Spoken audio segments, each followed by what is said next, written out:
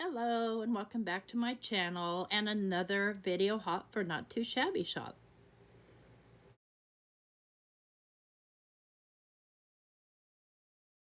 Hi everybody, my name is Tracy and I'm here today because it's the first of the month and you know what that means, Not Too Shabby's Box of the Month Club. And I'm here to share the box with you and then we'll make a card. So in the box you get this little printout with little QR codes to scan, which is very, very handy to visit various places. And then Jamie sends you a little thank you card with her signature. And then she always includes a piece of candy in her little card and a little strip of these enamel dots that have like these sparkly things in them. And we won't be using those on today's card, but you'll see them in a future video. So I'm going to pull out everything here for you. So you get 2 packs of ephemera. You get 3 stamp sets. So you're going to be getting the Cowgirl's Heart. You're going to get Western Sentiments with Bless Your Heart, Saddle Up, Cowgirl, Forget Glass Slippers. This princess wears cowboy boots. I'm Head Over Boots for You, Boots and Lace and a Whole Lot of Grace. So on, and then you're going to get this Desert Landscape stamp set with the birthday wish and a dream and I'll never desert you. And then these 2 beautiful, beautiful paper packs. So I'll kind of go through the paper packs a little bit with you and then we'll talk about the hop. So I wanted you to know that the hop is a hashtag N2S Desert Dreams. Also, each hop participant will be listed down below in case the hashtag doesn't work. And there is a prize. The prize is a $25 gift card to the Not Too Shabby Shop. The contest will remain open from November 1st through 11:59 p.m. On November 7th, the winner will be announced on the Not Too Shabby channel. To be eligible, participants should stop at each hop location and leave a comment, then head to Rafflecopter to enter. And you'll see the link down below. So make sure you visit all the hop participants and you'll see all the wonderful fun things that everybody's making with this Box of the Month Club. So this one has a lot of, Western sort of desert Southwest theme type things. I think it's so pretty. I love this little landscape. And lots of pretty colors. And then I'll lay out the ephemera for you so that you can have a look at what's in the bag. So this is the Desert Dreams bag, and it comes with 2 full-sized card front size panels. So that's an easy card using this ephemera. And of course this one's called Desert Dreams. And you get all kinds of ephemera in this. And then this is the Cowgirl Up. So lots of flowers and cowboy boots and just little, hats with flowers on it and little neutral colored things. And we're going to be working with the neutral colors today. So we're going to be working with the Western Sentiments and the Cowgirl's Heart. And then I'm going to choose 3 pieces of paper out of this paper pad to work with. So I'm going to choose this sort of pink painted rustic wood looking piece, and that's going to serve as the full-size piece. And then I'm going to choose these beautiful little roses, and I think I'm going to choose this little paisley, so that'll be our matte layer. So I'm going to trim the roses down, and I'm going to use just the boots and hat stamp. I'm going to trim this panel down to 5 by 3 3/4, since it's going to be my center panel. And what I'm going to do here is I'm going to do a little vignette. And I'm going to do that with one of my paper pouncers and some gesso. This is the Dina Wakley gesso. I'm just going to pour a little bit on here and then I'm going to pat it out. And I'm going to show you a mistake that happens here. And I'll tell you now, but I wanted to leave it in. So this works out just fine, but because the gesso doesn't have as much tooth, the ink doesn't quite dry and it's very hard to spread alcohol ink. So initially I stamped this with the Gina K ink the Gina K Amalgam ink, and it stamps out just fine. It looks great, but when I go to color it, even though I feel like my ink's dry, first of all, the alcohol ink still moved the ink because the gesso was a slippery surface. So in hindsight, would be probably a good idea to go ahead and heat emboss that on there. What I end up doing is stamping it out on another piece and fussy cutting it out. But you'll see here, it stamps out just fine. It's lovely. And then when I start to color it, as soon as I go over the black ink, it just starts disappearing and smearing everywhere, and it's a hot mess. So the way to fix that is either stamp, with Versamark, or stamp with the VersaFine Clair in the black and heat emboss with clear embossing powder so that stuff doesn't move, or do it on a separate piece and fussy cut it, or don't do the vignette. But even sometimes on slippery paper you might run into that. But the point of doing that little white vignette in the center was to give it, for me to be able to show the color more that I'm coloring. But as you see, as I'm coloring it, it's starting to get smudgy. And the alcohol ink just doesn't want to sit properly on the gesso. Can you see it's just moving itself around? So there we go. Nope, that's not going to work. So I just grab a separate piece of hammer mill 100 pound and stamp it out on that and make sure that it's completely dry. And then I'll color and fussy cut that off camera, because the color is pretty straightforward and simple. There's not a whole lot of shadow layering going on. There's a little bit, but not too much. And to color that, I use my Ohuhu markers. And I have the pastel set, so I used all of the pastels that the colors in it really go nicely with this softly colored paper pad set. So I stamp it 3 times to make sure it's nice and dark. And I let that dry for over an hour before I even started to mess with it. So now you see I've got it colored and I've got it fussy cut out. And all I'm going to do is I'm just going to place it right over top of the broken boots there. See, these are the markers I used. And it was hard to choose colors there, but you can see what happened there with the alcohol ink on that gesso. So that's going to look just fine. And then I'll have the option also there to pop that up. So what I'm going to do here is I'm going to trim this piece out to 4.5 by 5 1/4 so that it fits the whole card front.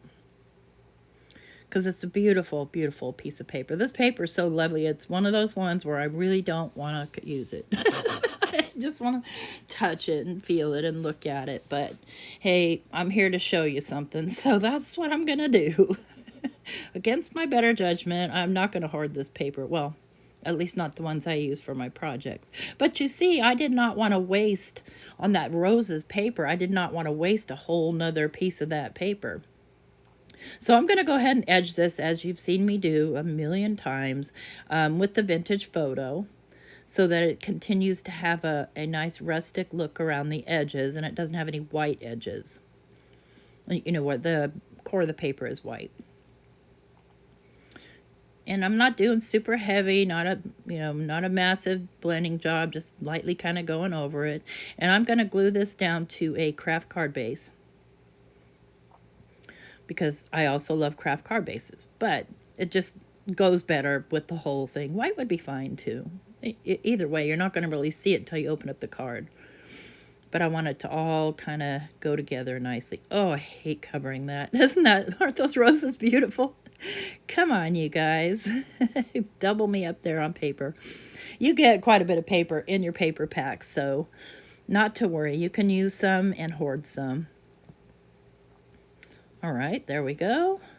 And I'm using my Barely Arts glue so that I have a little bit of wiggle room when I'm laying things down to make sure I get them nice and straight. And then I'm looking for my decal trimmer here. Where are you? I'll make sure that's nice and down. I'm going to decal trim this piece down, and I'm going to decal that down to 4 by 5 1/4. So I'm going to decal it on all sides. And when I do that, I slice the first side just a tiny bit off, and then I do my measurements. So I have a good amount of scrap left to use on another project or on the inside of the card if you want. And then once I get that cut down, I'm going to go ahead and ink blend on the edges of that as well. And that piece is going to get popped up. I like to do my matte layer popped up, especially if I have a pattern paper background. It just allows you to see more of that, that beautiful background. I'll either do that or sometimes I'll stitch on it. And one of these days I will stitch on camera for you guys. I have my sewing machine set up now that I can take it anywhere I want. Before it was kind of plugged in behind all kinds of heavy stuff that I had to move to unplug it. So it had to stay stationary, but now it's in a portable position and I can one of these days sew for you on camera. All right, so what I like to use here is instead of foam strips, I like to use a whole foam backer. And that's what you see me not doing here because I am digging through trying to find it, the right color. So I grabbed a white one. And I buy these on Amazon. They're just, they're like, if you search fun foam on Amazon, this will pop up and it's pretty inexpensive. And it is sticky on one side, but I do want to trim that down. I'm going to trim that down to a little under 4 by a little under 5 1/4 so that it fits on my little matte layer without sticking out. And let's see if I can pick this up here. Here we go. Try and get the backer off. So I'll just flip my other piece. Look at that. Isn't that gorgeous? Don't cover that. Oops, I had to. So sorry. I'm so sorry, little pretty flowers. And then I'm going to glue that right down to that card base. Use my Barely Arts glue again so that I have some wiggle room. By the way, you can get the Barely Arts glue at the Not Too Shabby shop as well. All right, so we got that stuck down. Now I need to work on this piece, and I'm going to decal the edges of this too, I decided. So same thing, I'm just cutting off just barely any. Just enough so that all the edges are deckled. And this, by the way, is a Tim Holtz decal trimmer. If you've never seen one, it's from Tonic Studios. And it does a really nice jaggedy edge there for you. And what I like about it, because there are dies out there that'll cut like decal frames and stuff like that, but I like this because I can decal anything. And I'm just adding a little bit of, vignetting here around the edges of this as well. So we've gone from dark on the outside to light in the middle, drawing your attention to the center. And I will glue this flat down. And isn't that pink board paper pretty too?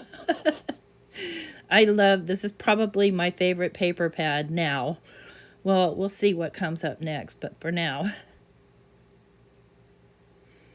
All right, we'll just get that stuck down. And I'm just going to lay something on it for a little while and let it dry. Okay, now that it's nice and dry, I have taken and fussy cut one of these roses out of this paper because I loved it so much. And I'm going to place it just kind of back behind here. Just kind of wanted a little something something there. Because my sentiment's going to go on the inside, so the outside of the card is just going to be, what you see right here. Now I'm going to go ahead and glue this flat down.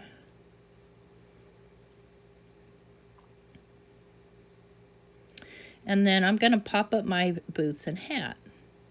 So while I'm putting my foam tape on here, it's time for me to remind you again that this is a hop, and to make sure you visit all the participants in the hop. And everything's linked down below. There's a hashtag, but also if that hashtag doesn't work, I've got everybody's links listed. and follow that hop and comment on each one of them for a chance, and then head over to Rafflecopter for a chance to win a $25 gift certificate for the Not Too Shabby Shop. And also on the Box of the Month Club, if you do the monthly subscription, you can save 18%.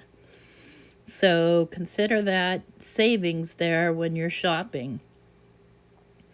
Then you'll see the other participants also showing you the same thing in their own way. So yeah, make sure and visit all the hot participants. Let's spit that out.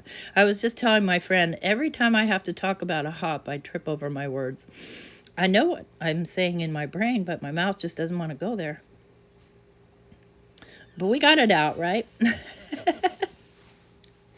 All right, let's go ahead and get this boot and hat stuck down. See if I can get this sticky thing off my fingers. So it is a pretty dimensional card, considering I have this popped up and I have my matte layer popped up. But I really feel like popping that matte layer up just gives it an added pop of wow. Right, let's make sure I get this on here straight. So in order to make sure that I do, and I have room to wiggle, I'll put a little bit of glue right on my foam. And that way, if I have to slippy slide it around, I can. Just like that. All right, and it doesn't take long to take hold. All right, that's ready to go. Now, all I need to do is stamp a sentiment on the inside. And I'm going to pop some pearls on there, I think, because I feel like pearls just kind of brings it all together in that sort of shabby chic way that the colors are in this whole Cowgirl Up series. So I'm going to grab the boots, lace, and a whole lot of grace. I have some Texas girlfriends that would just love to have this set, and I know I can't wait for you guys to see it. It's just so completely different. It's not anything that I've seen before, with a Southwest theme and a shabby chic cowgirl theme. But cowgirls gotta ride. Now I'm going to go ahead and put this in my Mini Misty, because I know that because I'm stamping on craft, I'm going to need to stamp more than once. That's just a fact of life. I wouldn't even dare try stamping on craft, especially this particular craft that I have without a stamp positioner. So this is a Mini Misty. Get out of here, fly. Sorry, I got a fly over here wanted to irritate me. And I'm going to stamp this with some Distress Archival ink in Ground Espresso. So not completely black. Just to kind of stay within the brown theme of everything. Sometimes it's hard to make up my mind what color. I don't know about you guys, but that's me. But I like this. It's it does stamp out pretty dark, but it's definitely not black. I think we're going to need one or two more here. Plus, it's a brand new stamp. Yep, and that whole lot needs a little bit more.